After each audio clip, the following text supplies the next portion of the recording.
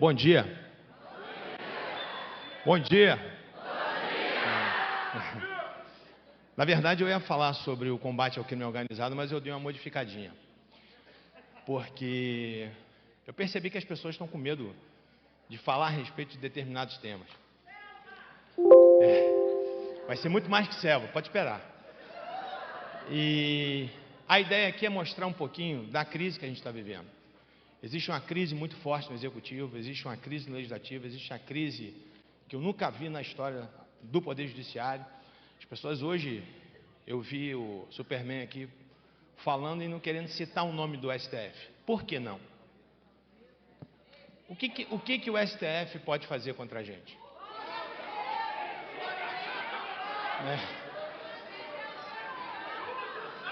Eu passei no concurso do Ministério Público em 89. Eu estou aqui em Minas já há muitos anos. Quando eu me aposentei, eu recebi o convite do nosso governador para assumir a Secretaria de Estado. Demorei 2 anos, na verdade, para aceitar esse convite, porque eu nunca fui político, eu nunca fui ligado à política. Me senti inseguro para assumir esse cargo. Fora da curva, um camarada extraordinário. Só que eu queria que vocês entendessem que eu, embora esteja aqui, eu seja realmente secretário, tenho muito orgulho disso, eu não vou falar aqui como secretário, porque tudo que eu disser aqui, eu não quero que comprometa aqui o nosso governador. Então eu vou falar em meu nome, vou falar como acadêmico, e a responsabilidade é minha do que eu disser e não do nosso governo aqui de Minas. E a gente está vivendo um momento de crise assim que eu nunca vi na história. Existe uma crise fortíssima no Poder Executivo. A gente viu que em 92 houve o Fora Collor, depois em 2016, o impeachment da Dilma. E eu fico me perguntando, por que a Dilma sofreu o processo de impeachment? Recentemente ela até foi absolvida, né? É o quê?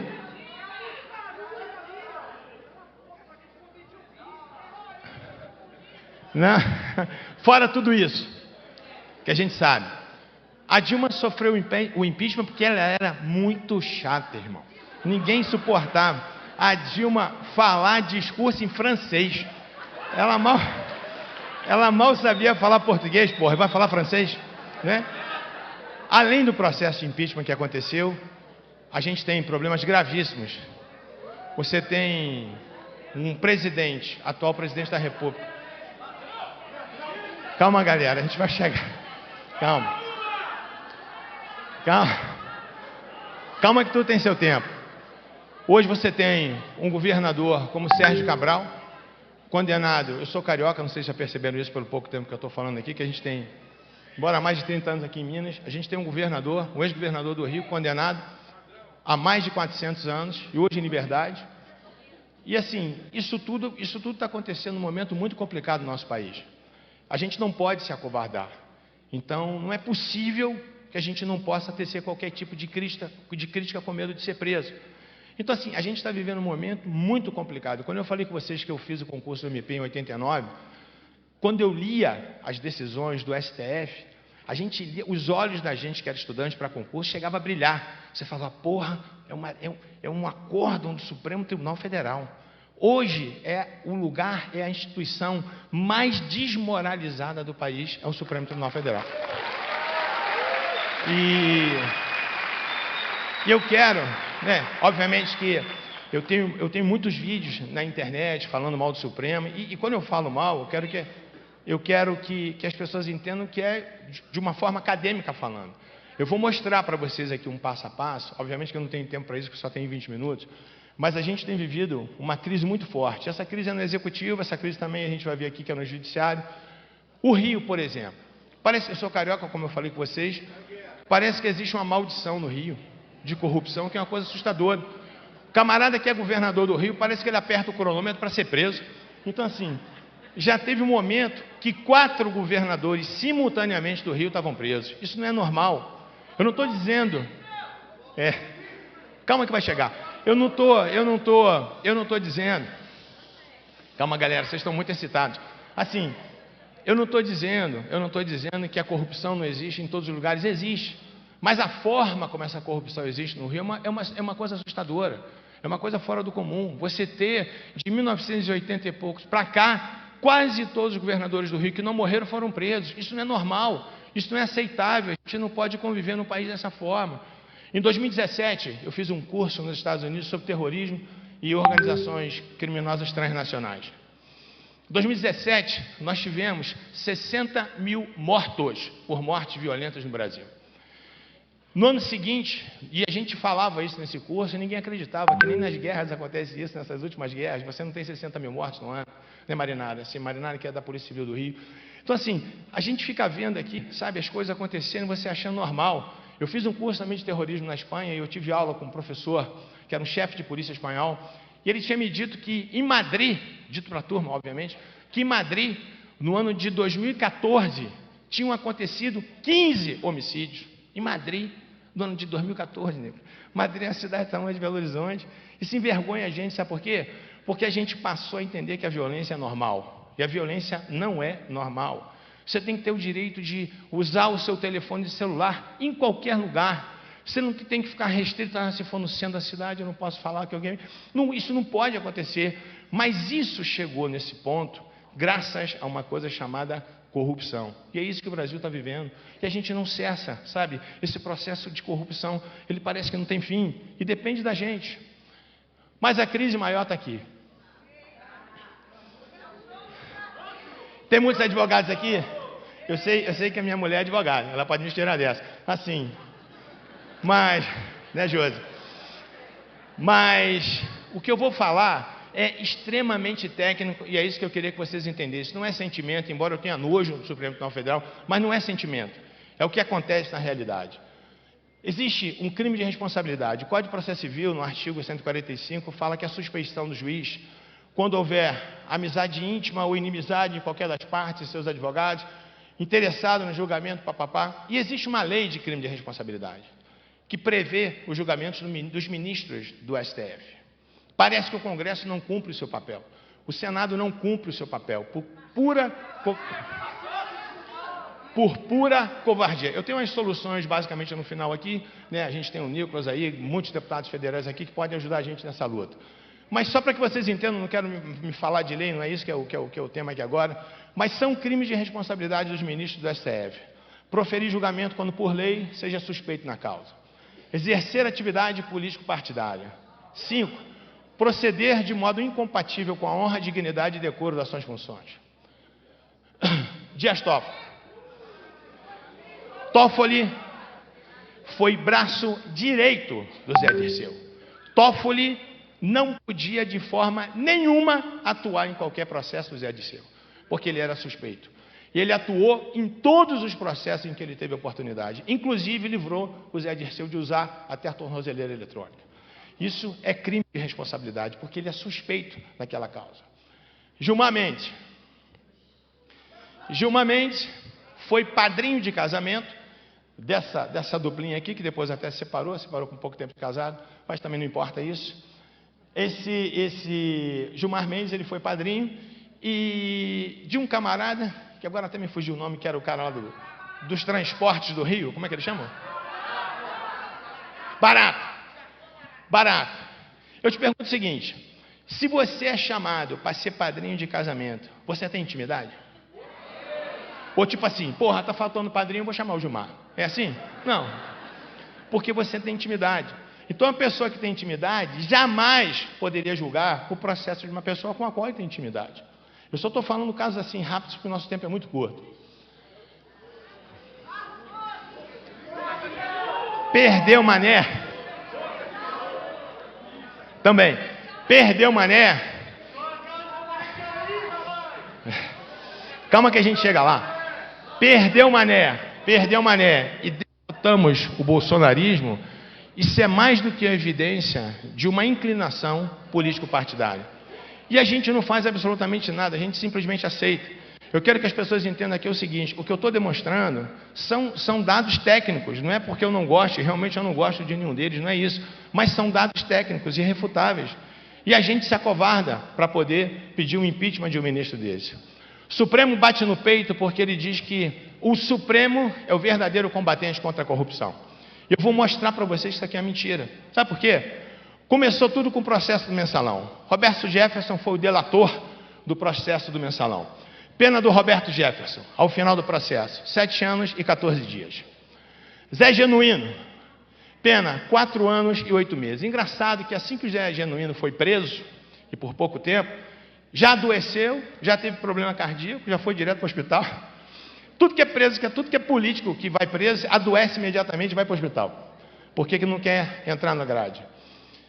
Pedro Correia, 4 anos e 9 meses. Só estou dando alguns exemplos. O verdadeiro mentor intelectual do mensalão, José Genuíno, Zé Dirceu. Pena do Zé Dirceu. Calma, gente, que eu quero mostrar um raciocínio para vocês. Pena do José Dirceu, 7 anos e 11 meses. Vocês estão entendendo a maldade disso aqui. Sabe por quê? Porque quando o Supremo condena o Zé Dirceu a uma pena de 7 anos e 11 meses, sabe o que ele faz? Ele entende da seguinte forma: se o Zé Dirceu tivesse sido condenado a uma pena superior a 8 anos, o regime dele seria fechado. Como a pena dele é um mesinho a menos, o regime dele é semiaberto. Como não tem vaga no regime semiaberto, ele vai para o aberto. Como também não tem vaga no regime aberto, ele vai para casa. E eu te digo, isso é justiça? Não. Mas espera que tem o Zé Ruela. O Zé Ruela sempre tem. Esse é o Zé Ruela. Pena do Zé Ruela, 37 anos, 5 meses e 6 dias. Esse era só o entregador da mala. Então, assim, é isso que a gente tem que enxergar. Não existe justiça. A justiça nossa é seletiva. Ela absolve e ela condena quem ela quiser. Eu trabalhei 30 anos no Ministério Público. Eu nunca, como promotor de justiça, vi, em toda a minha carreira, alguém ser preso por crime contra a honra. Nunca vi isso. E hoje o que o Supremo mais faz é isso, prender as pessoas por crime de opinião. Sabe, então a gente está vivendo realmente uma loucura. É uma inversão de valores assustadora. Mas pode piorar. Sim, sim. Né? Muito mais do que isso, muito mais do que absurdo, isso é nojento. Fachin proíbe as ações policiais. Hoje o Rio é um celeiro, ele é um berço de criminosos de todo o país. O Rio hoje tem aproximadamente 60 mil traficantes de drogas. São em torno de 1.400 favelas catalogadas, né, registradas oficialmente, quase 2.000 sem catalogação oficial. Como é que você lida com uma situação dessa? E o Fachin, numa decisão absurda, que acabou com o Estado do Rio de Janeiro, ele proíbe a polícia de cumprir o seu papel, que é entrar nas comunidades. Para piorar, ele proíbe o uso de aeronave, como se a gente estivesse no Vietnã, que a aeronave viesse dando tiro em todo mundo, na comunidade. Isso é uma mentira. Isso é mentira. É que eu não tenho tempo, efetivamente, para falar sobre essas coisas com vocês.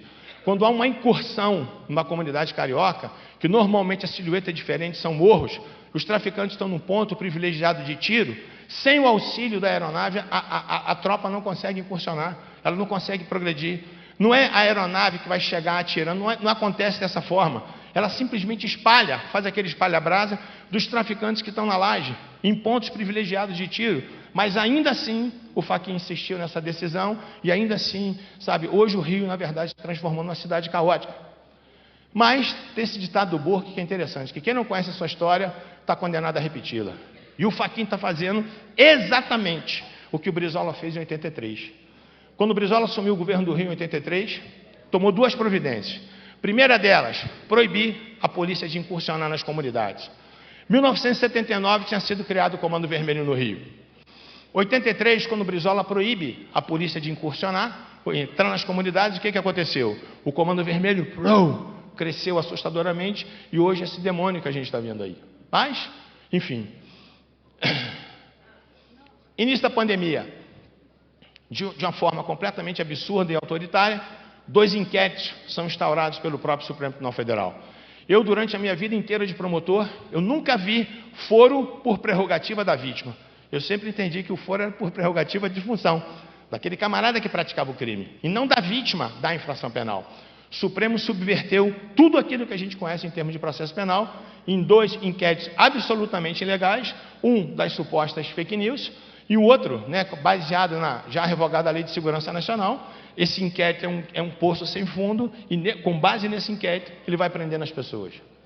Hoje a gente tem essa ditadura, feita pelo Alexandre de Moraes.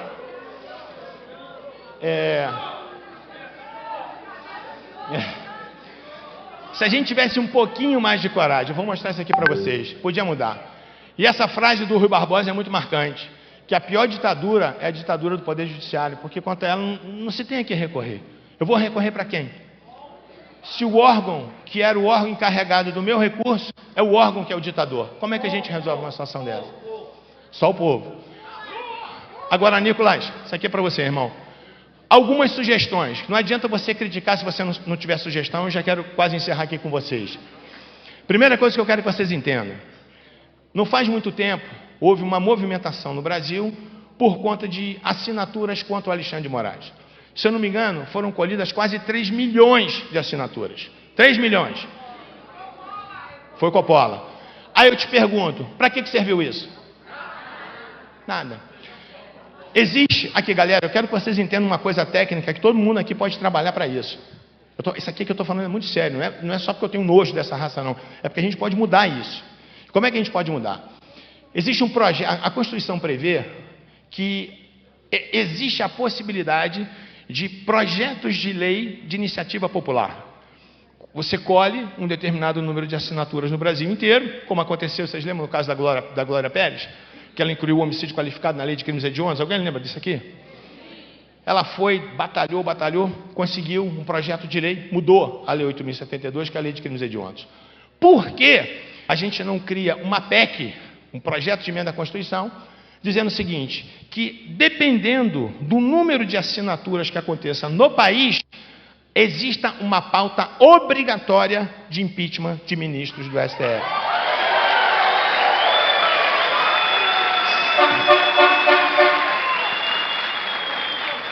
Sabe por quê? Eu não posso contar com o Congresso, porque o Congresso é frouxo, o Congresso é fraco, mas o povo é forte, nós somos fortes. Segundo, por que existe essa ditadura do Supremo? Por uma única razão. Muitas vezes vocês veem ministro batendo no peito, nós somos a corte que mais julga no mundo. Só julga processo ridículo, e quando julga, julga autoritariamente. A proposta, uma outra proposta de emenda, é acabando com a competência criminal do Supremo. Ou seja, eu tenho outros órgãos, eu tenho outros tribunais que podem cumprir muito bem esse papel. Hoje o Supremo é arrogante a esse ponto, porque ele cumpre uma pauta que não é dele. Então, se a gente acaba com a competência criminal do Supremo, basicamente você murcha aquela corte. Terceiro, os ministros têm que ter prazo de mandato certo. É inadmissível que o ministro seja vitalício. E outra, a vida inteira eu me submeti a corregedorias. A vida inteira. Qual é a corregedoria do Supremo? Quem julga o ministro do Supremo Tribunal Federal? Aí alguns, mais técnicos, entre aspas, vão dizer assim, mas tem o CNJ. Irmão, o presidente do STF é o presidente do CNJ.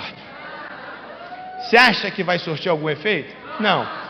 Então nós tínhamos que ter efetivamente uma corregedoria fora do Supremo Tribunal Federal, que exercesse efetivamente a função de corregedoria.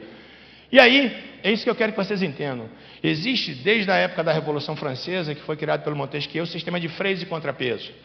Todo poder controla o outro poder, mas ninguém consegue controlar o Supremo Tribunal Federal. Só o povo tem essa autoridade, só o povo tem esse poder.